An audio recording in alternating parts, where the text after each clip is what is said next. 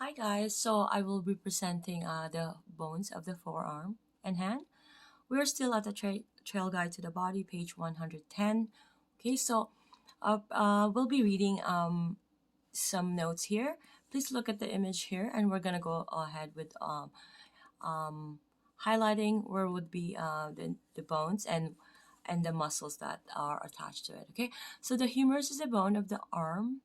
Its proximal end articulates with the scapula to form the glenohumeral joint. Its distal end joins with the ulna and radius at the elbow.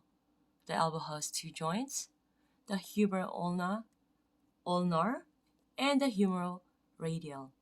Okay, so there's these two. Okay, the radius and the ulna make up the bones of the forearm. The ulna is superficial and has a palpable edge that extend from the elbow to the wrist. The radius on the thumb side is lateral to the ulna and is partially buried in muscle. Pronation and supination of the forearm are created by the radius, pivoting around the ulna and at the proximal and distal radio-ulnar joints.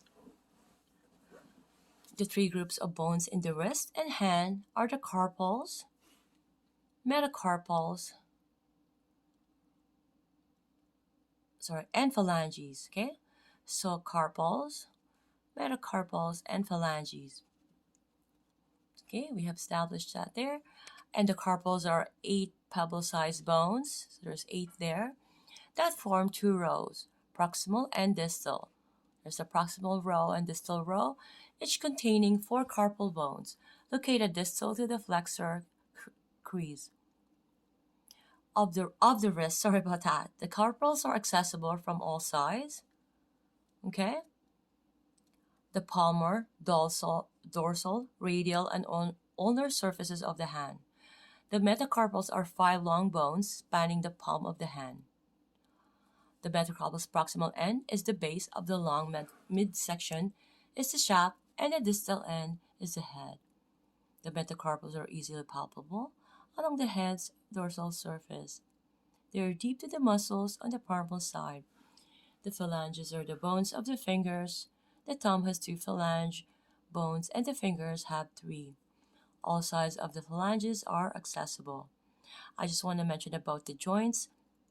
Okay, so we can see here the humerus. These two are the humeroradial joint, as I've mentioned earlier, humeral-ulnar joint. And we have the proximal radio-ulnar joint, okay? And then we also have the distal radio-ulnar joint, okay? Radius and ulna, okay? And we have the radiocarpal joint, okay?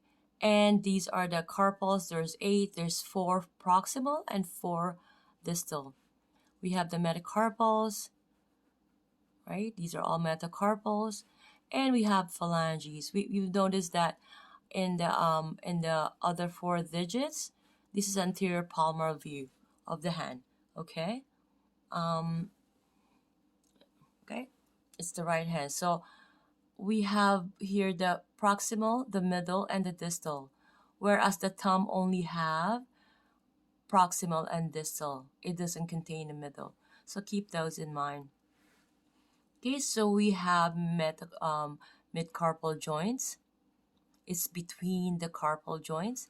Carpal metacarpal joints is because it's self-explanatory, right? It's between carpal and metacarpal.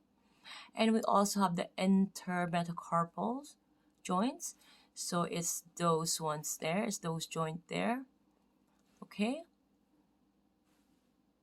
And then we have the metacarpal phalangeal joints, which is more so in here. And we have the proximal interphalangeal joints here. And then this is the distal. Okay. So when they say proximal interphalangeal, we know it's this one. This is the distal. And this is the metacarpal phalangeal joints because it's between the metacarpal, right, and the phalangeal, right, phalanges, okay, or the proximal the proximal phalanges, right? So we're gonna go ahead for the next page.